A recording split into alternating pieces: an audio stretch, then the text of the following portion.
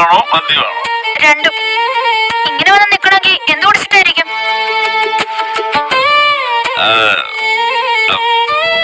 വെള്ളം ഒഴിച്ച് ഒരിച്ചിരി മദ്യപിച്ചു എന്ന് പറഞ്ഞാൽ അത് സത്യമാണോ കള്ളമാണോ? സത്യം, മദ്യപിച്ചു. യെസ്, ഞാൻ കീഴടങ്ങുന്നു. മദ്യപിച്ചു. അച്ഛൻ കുടിക്കരുതെന്ന് വാണിംഗ് ഉള്ളതല്ലേ? അനില ചേച്ചിയുടെ അച്ഛൻ പ്രോമിസ് ചെയ്തല്ലേ ഇനി കുടിക്കത്തില്ലെന്ന്. എന്നിട്ട് എന്നെ പണിയത്. ഞാൻ അനില ചേച്ചിയോട് ഉറപ്പായിട്ടും വിളിച്ചു പറയും കാര്യം. നോക്കിക്കോ. പറയല്ലേ, ഞാൻ ഇനി കുടിക്കില്ലെന്ന് പോലെ എന്ന് ഒരിച്ചിരി സ്ട്രെസ് കൂടിപ്പോയി, അത്രേ ഉള്ളൂ. അച്ഛൻ കഴിച്ചായിരുന്നോ? ഡോക്ടർ പറഞ്ഞിട്ടുണ്ട് മരുന്ന് കഴിച്ചില്ലേലും വെള്ളം കുടിച്ചു കഴിഞ്ഞാൽ ഭക്ഷണം കഴിക്കണമെന്ന്. അച്ഛൻ വാ, വന്ന് കിടക്കാം. മുളവ് ചെയ്യണമെന്നോ? ഞാനും പോയി കിടക്കാല്ലേ.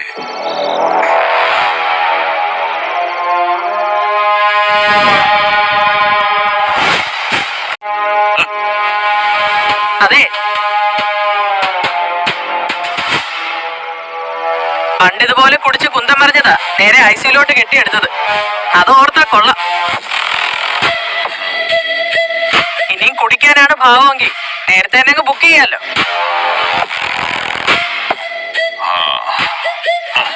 അച്ഛാ വാ കിടക്കാം, ഒന്നും പറയണ്ടെന്നേ. ഇല്ല മോളെ, ഒരൊറ്റ കാര്യം മാത്രമേ പറയുന്നു. എന്നിട്ട് അച്ഛൻ കിടക്കാൻ പൊക്കോളാം.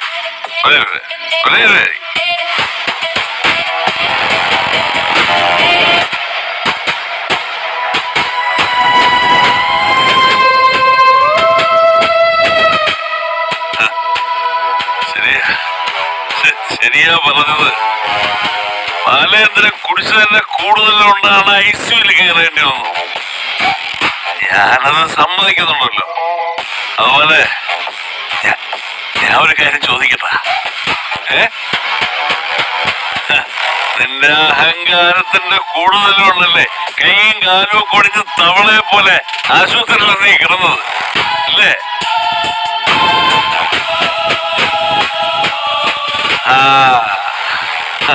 അതുകൊണ്ട് നീ എന്നെ ഉപദേശിക്കാനൊന്നും വരരുത്.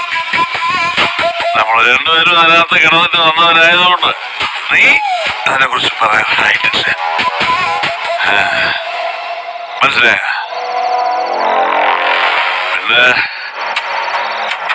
പിന്നെ ഇനി ഒരു തവണ ഇവിടെ ബാലേന്ദ്രനെ ഐസിയിലേക്ക് പോകത്തില്ല. ഇനി പോവാണെങ്കിൽ നേരെ ഒരു പോകായിരിക്കും. പിന്നെ ഒരു വരം ഉണ്ടാകത്തില്ല. മനസ്സിലായോ വൈജയന്തി മാഡത്തിന്?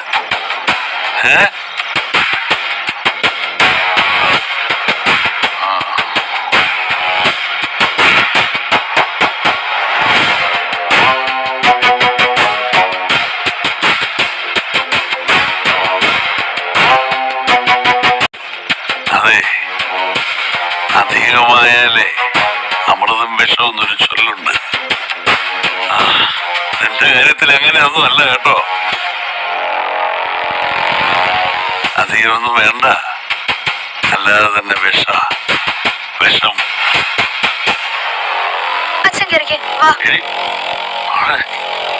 അതെ, വൈജയന്തി മേഡത്തിനോട് ഗുഡ് നൈറ്റ് പറഞ്ഞില്ല, അതുകൊണ്ട് പറയണ്ടേ? ഗുഡ് നൈറ്റ് പറയാതെ ഗുഡ് നൈറ്റ് പറഞ്ഞില്ലെങ്കിൽ വൈജയന്തി മേഡത്തിന് പിടിക്കത്തില്ല.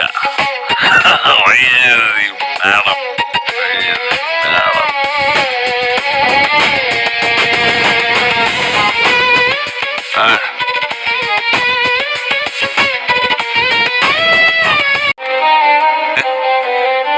വേണ്ടടി, എന്നെ പിടിക്കുന്നത് വേണമെന്ന്. ലെവലില്ലാത്തവനൊന്നും അല്ല ബാലേന്ദ്രൻ, നല്ല ലെവലുണ്ട്. അയ്യേ ഇല്ലടി, ഓള് കഴിക്കുന്നൊന്നും വേണ്ട. അച്ഛനായതൊന്നും വിടത്തില്ല. അവസാന നിമിഷം വരെ പിടിച്ചു നിൽക്കും. ഞാനായിരുന്നെങ്കിലേ എപ്പോഴേ വീണേ.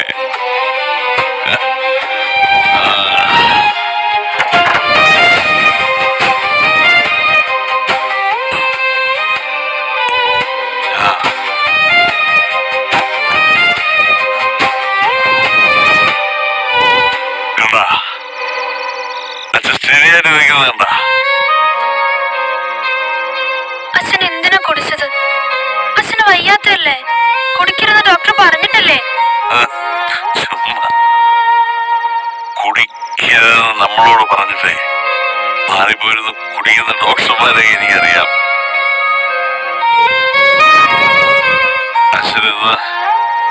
അച്ഛനെന്ന് ഒരു ദിവസം ലേശം കഴിച്ചു. ഓളാന്ന് ഓർത്ത് വിഷമിക്കണ്ട കേട്ടോ. വേണ്ടായിരുന്നു, കുടിക്കണ്ടായിരുന്നു. അലീന ചേച്ചി ഇവിടെ ഉണ്ടായിരുന്നെങ്കിൽ അച്ഛൻ കുടിക്കോ?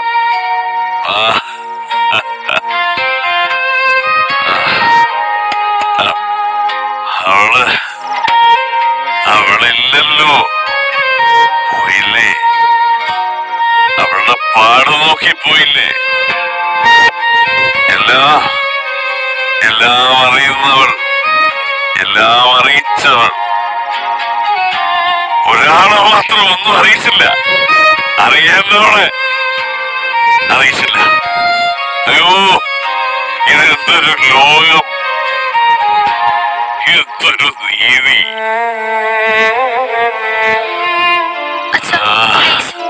അച്ഛൻ കിടന്നോ, അതാ നല്ലത്.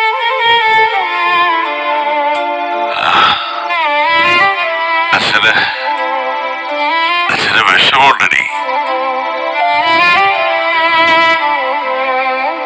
ഞാനെന്തിനാടി ഇതൊക്കെ സഹിക്കുന്നേ? അതിന്റെ ആവശ്യമുണ്ടോ? ഇല്ല. എന്നാ പിന്നെ ഞാനതങ്ങ് പൊട്ടിക്കട്ടോ. എന്റെ കയ്യിലിരിക്കുന്ന ബോംബ് അത് ചുവന്നുകൊണ്ട് ഇനി ഒരടി നടക്കാൻ വയ്യ. ഭയങ്കര വെയിറ്റാ. അച്ഛൻ അങ്ങോട്ട് ഇരുന്നേ.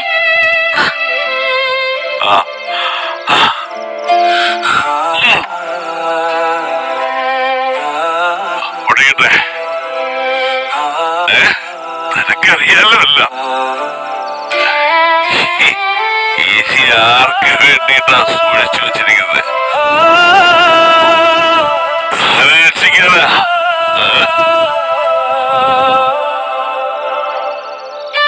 രക്ഷിക്കാനാ.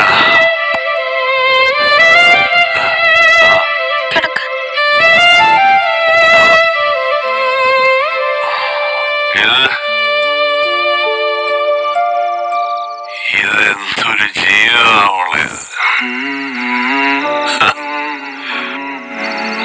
കോമാളി വേഷം കെട്ടി നടക്കുക. കോമാളി വേഷം കെട്ടി നടക്കുക. കോമാളി വേഷം കെട്ടി നടക്കുക. കോമാളി വേഷം കെട്ടി നടക്കുക. കോമാളി വേഷം കെട്ടി നടക്കുക.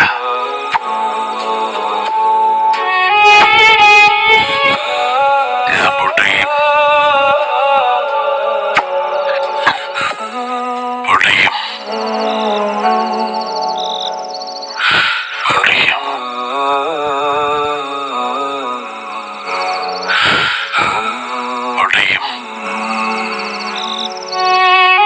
ഞാൻ പൊട്ടിക്കും.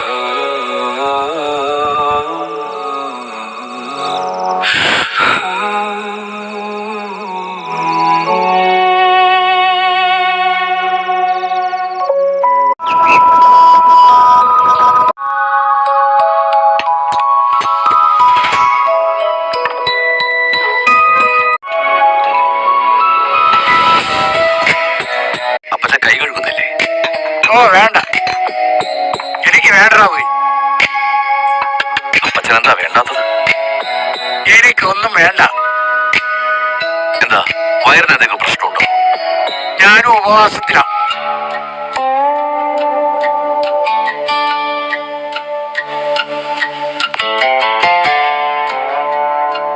അപ്പച്ചൻ അലീനയുടെ കക്ഷി ചേർന്ന് എന്നെ വെല്ലുവിളിക്കാനാണോ ഉദ്ദേശം? നിന്നെ വെല്ലുവിളിക്കാൻ ഞാൻ ആരാ? എനിക്ക് എന്നെ തലയ്ക്ക് വട്ടുണ്ടോ? പിന്നെ ഈ ഉപവാസത്തിന്റെ അർത്ഥം എന്താ?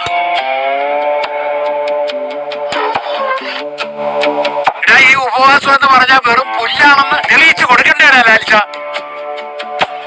എന്നെ പോലെ ഇത്രയും പ്രായം ചെന്ന ഒരാൾക്ക് നിരാഹാരിയിരിക്കാൻ സാധിക്കുമെങ്കിൽ അലീനയുടെ ഉപവാസത്തിന് എന്നാ വില? പുല്ലിന് വിലയുണ്ടോ? ഓട്ടെ, വൈക്കോലിന്റെ വിലയുണ്ടോ? അപ്പോ അലീന നിരാഹാര സമരം നടത്തുന്ന എല്ലാ ദിവസവും അപ്പച്ചനും നിരാകരിക്കുവോ? പുഷ്പം പോലെ ഇരിക്കും. എനിക്ക് അപ്പച്ചന്റെ തീരുമാനത്തിൽ സംശയമുണ്ട്. സംശയിക്കേണ്ട യാതൊരു ആവശ്യവുമില്ല. ഉപവാസത്തിന്റെ സുഖം അങ്ങനെ ഒരാൾ മാത്രം അനുഭവിച്ചാൽ പോരല്ലോ. നമുക്കെന്നെ കൈക്കോ ഉപവാസം? ശരി, നടക്കട്ടെ. രണ്ടുപേരും കൂടി എന്നോട് മത്സരിക്കും. വെറും രണ്ടുപേരല്ല, 2 തലമുറകളാ. ഒന്ന് നിന്റെ അപ്പനാണെങ്കിൽ മറ്റേത് നിന്റെ മകള്. ആ, നീ ഒരു ദിവസം ഒന്ന് ഉപവസിച്ച് നോക്ക്. അന്നേരം നിനക്ക് മനസ്സിലാകും അതിന്റെ സുഖം. എനിക്കറിയാം 2 ദിവസം ഭക്ഷണം കഴിക്കാതിരുന്നാലുള്ള സുഖം എന്താണെന്ന്. എന്നെ പഠിപ്പിക്കല്ലേ. എഴുന്നേറ്റ് നിൽക്കാൻ എനർജി കാണത്തില്ല അവസാനം. നല്ല സുഖമായിരിക്കും. അല്ലേ, നീ ഒരു കാര്യം ചെയ്യില്ല അലിച്ച, അവളെ പാലാക്കി പറഞ്ഞു വിട്ടേര്. അവള് മര്യാദക്ക് വല്ല ഭക്ഷണം കഴിച്ച് ജീവിച്ചു പൊക്കോട്ടെ. നമ്മൾ എന്തിനാ ഈ പാപം എല്ലാം കൂടി എടുത്ത് തലേ വെക്കുന്നേ? ഞാൻ നിർബന്ധിച്ച ഉപവാസം ഇരിക്കാൻ. അപ്പച്ചൻ നിർബന്ധിച്ചോ അവളെ? അവിടെ തനി സ്വഭാവം മനസ്സിലായല്ലോ. നീയുമായിട്ട് ഒത്തുപോകാൻ ബുദ്ധിമുട്ടാ. ആ, അല്ലെങ്കിൽ വേറൊരു കാര്യം ചെയ്താലോ? ഞാൻ അവളെ പുനലൂർ കൊണ്ടുപോയാലോ? വേണ്ട. എനിക്കറിയാം അവളുടെ കാര്യത്തിൽ എന്താ ചെയ്യേണ്ടതെന്ന്. ഈ 3 ദിവസത്തിനിടയ്ക്ക് അലീന ഭക്ഷണം കഴിച്ചത് ഒരു ദിവസം മാത്രമാ. ഇങ്ങനെ പോയാ അവൾ എവിടെയെങ്കിലും കുഴഞ്ഞു വീഴും. കൊലം കെട്ടിയിരിക്കുക. അപ്പച്ചനൊരു കാര്യം ചെയ്യാം. ഞാൻ എന്നാ വേണേലും ചെയ്യാം, നീ പറ. അപ്പച്ചൻ ഇവിടുന്ന് എത്രയും പെട്ടെന്ന് സ്ഥലം വിടാൻ നോക്കുക. പുനലൂർ ചെന്ന തറവാട്ട് ഇഷ്ടംപോലെ പണിയുണ്ടല്ലോ, അത് നോക്കിയാ മതി. ഇവിടുത്തെ കാര്യങ്ങൾ ഞാൻ മാനേജ് ചെയ്തോളാം. നീ പറയുമ്പോ പോകാനിരിക്കല്ലേ ഞാൻ?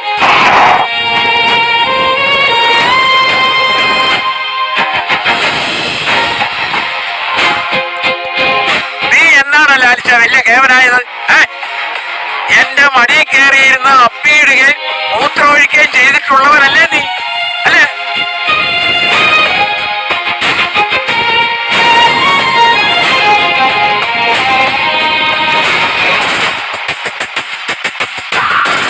ഒരു കാര്യം കൂടെ പറഞ്ഞേക്കാം. ഈ നിമിഷം മുതൽ ഞാനും ചിന്നമ്മ ഒറ്റക്കെട്ടാ. ഞങ്ങളെ തോപ്പിക്കാമെങ്കിൽ നീ തോപ്പിക്ക്. അതൊന്ന് കണ്ടിട്ടേ ഉള്ളൂ. വേണ്ട വേണ്ടെന്ന് വിചാരിച്ചപ്പോ ഞങ്ങളോടാ കളി.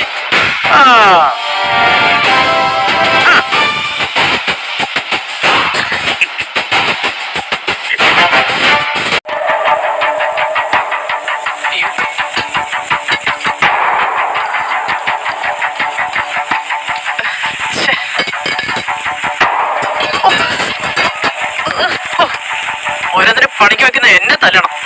വാങ്ങുന്ന കാശിന് നന്ദിയില്ലാത്ത കുറെ എണ്ണം.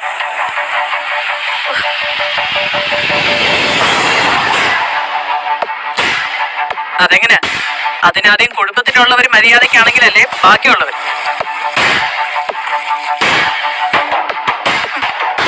ഒരെണ്ണം പോലും സഹായിക്കാൻ വരുന്നില്ലല്ലോ. ജനിക്കുന്ന മക്കള് മുൻജന്മത്തിലെ ശത്രുക്കളാന്ന് പറയുന്നത് ചുമ്മാതാണോ? ഇതുപോലെ നന്ദിയില്ലാത്ത കുറെ എണ്ണത്തിന് വേണ്ടി വെറുതെ മരിച്ചു കിടന്ന് പണിയെടുക്കുന്ന എന്നെ പറയുന്ന ആളല്ല എന്നിട്ടാ.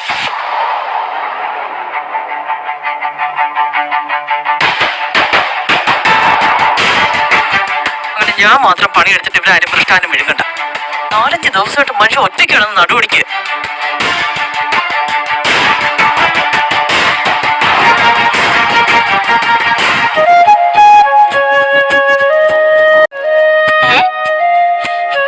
പഠിത്തം കഴിഞ്ഞല്ലേ ഇതുവരെ? ഇത്തവണ റാങ്ക് അടിക്കോ? പിന്നെ റാങ്ക് പാസ് അടിച്ച ഭാഗ്യം. സ്ഥിരം ഡയലോഗ്. ആയിക്കോട്ടെ, ഞാൻ ടി വി വെച്ചോട്ടെ. വെച്ചോ. എന്ത് പറ്റിയത്?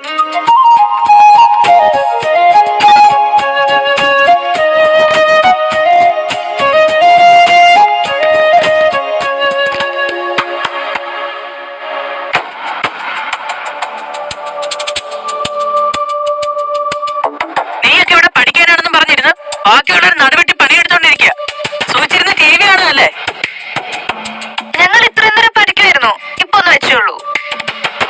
അല്ല, ഞങ്ങളുടെ പഠിത്തവും ടി വി ആണെങ്കിലും അമ്മയുടെ പണിയായിട്ട് എന്താ ബന്ധം? അടുക്കളയിൽ കിടന്ന് പണിയെടുക്കാൻ ഞാൻ മാത്രമേ ഉള്ളൂ. സുനിത 4 ദിവസം ലീവ് എടുത്ത് പോയതാ, ഇതുവരെ വന്നിട്ടില്ല. വിളിച്ചിട്ട് ഫോണും എടുക്കുന്നില്ല. അതാണോ പ്രശ്നം? അതാദ്യത്തെ സംഭവമല്ലല്ലോ. അങ്ങനെ എത്ര പേര് പോയേക്കുന്നു അല്ലേ ബബി ചേച്ചി? അത് സത്യ. എത്ര പേര് പോയല്ലേ? ഇനി എന്തായാലും അടുത്ത ആളാമ തപ്പിക്കോ. സുനിതേശി വെയിറ്റ് ചെയ്തൊന്നും നിൽക്കണ്ട. ഇനി ആരെങ്കിലും പണിക്ക് വെച്ചാൽ തന്നെ ഒരു എഗ്രിമെന്റ് കൂടെ വെച്ചേക്കാം. അതാവുമ്പോ ഇതുപോലെ രക്ഷപ്പെട്ടു കൂടുന്നവരെ നമുക്ക് പോലീസ് കേസ് കൊടുത്ത് പിടിപ്പിക്കാം. മതി നിന്റെയൊക്കെ പ്രസംഗം. ആദ്യം മര്യാദയ്ക്ക് സംസാരിക്കാൻ പഠിക്കും. എവിടുന്ന് പഠിച്ചതൊക്കെ? വേറെ എവിടുന്ന് പഠിക്കാനാ? അമ്മയുടെ അടുത്ത് തന്നെ. മര്യാദ യൂണിവേഴ്സിറ്റിയുടെ വൈസ് ചാൻസലർ ആണല്ലോ അമ്മ. മതി പ്രസംഗിച്ചത്. എഴുന്നേറ്റ് വാ, കിച്ചണിൽ വന്ന് വല്ലതും സഹായിക്കേ. 3 നേരം ഉരുട്ടി വിഴുങ്ങണ്ടേ കൃത്യസമയത്ത് തന്നെ? ഞാൻ ഉരുട്ടാതെ വിഴുങ്ങിക്കോളാം. കൃത്യസമയത്ത് തന്നെ വേണമെന്നില്ല. 5-10 മിനിറ്റ് വൈകിക്കോട്ടെ, ഞാൻ സഹിച്ചോളാം. നിന്നോടൊക്കെ ഞാൻ പറഞ്ഞത് എഴുന്നേറ്റ് വരാൻ. എന്നെ കൊണ്ടൊന്നും പറയിപ്പിക്കില്ലേ? എനിക്ക് വയ്യ എല്ലാം കൂടി ചെയ്യാൻ. ഞങ്ങൾ വന്നാലും ഒന്നും ചെയ്യത്തില്ല, ചുമ്മാ കൈ കേട്ട് നോക്കിയിരിക്കും. അമ്മയല്ലേ പറഞ്ഞത് ഞങ്ങളോട് ഇനി അടുക്കള പണിയൊന്നും ചെയ്യണ്ടെന്ന്? അതെന്ത് വർത്താനോ ഭവനെ? ഞാൻ ഒറ്റയ്ക്കാ 4 ദിവസമായിട്ട് ഇവിടുത്തെ പണി മൊത്തം ചെയ്യുന്നേ. എനിക്കാണെങ്കിൽ ഇത്ര ചെയ്യാനുള്ള ആരോഗ്യം പോലും ഇല്ല. റെസ്റ്റ് എടുക്കുന്ന ഞാനാ ഈ പണി എല്ലാം ചെയ്യുന്നതെന്ന് ഓർക്കണം. വീട്ടിലെ പണി ചെയ്യണം, ഓഫീസിലെ പണി ചെയ്യണം. കയ്യും കാലും ഒക്കെ ഒടിഞ്ഞ് ആശുപത്രി കിടന്നവളാണെന്നുള്ള പരിഗണന പോലും ഇല്ല ഒറ്റയെണ്ണത്തിൽ. പറയുന്ന കേട്ടതൊന്നും ഞങ്ങൾക്ക് വേണ്ടി കാറോട്ട മത്സരത്തിന് പോയതാണെന്ന് അല്ലേ? അമ്മയുടെ വാശിപ്പുറത്ത് ഞങ്ങളോട് പോലും പറയാതെ പോയതുകൊണ്ടല്ലേ ഈ കാലൊടിഞ്ഞതും ഹോസ്പിറ്റലിൽ കിടക്കേണ്ടി വന്നതും.